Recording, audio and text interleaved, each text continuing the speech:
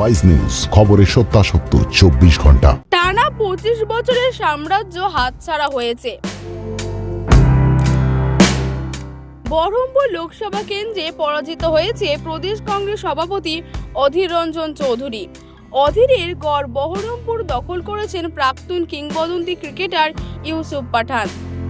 Style.com tattoo studio, এখানে অতি যত্ন সহকারে ট্যাটু শেখানো ও ট্যাটু করা হয়। ট্যাটু স্টুডিওতে কোর্স করে আপনিও হতে পারেন একজন tattoo artist. Contact us for more details.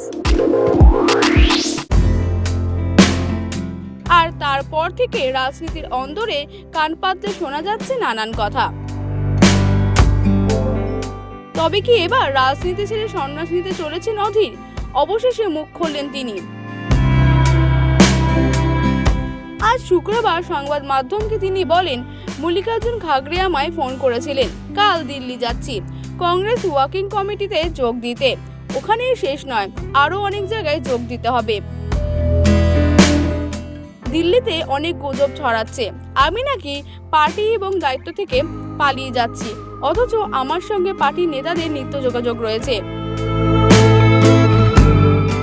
আমায় দিল্লিতে ডাকা হয়েছে, দিল্লিতে থাকবো কাল, কেউ দেখা করতে চাইলে আসতে পারেন।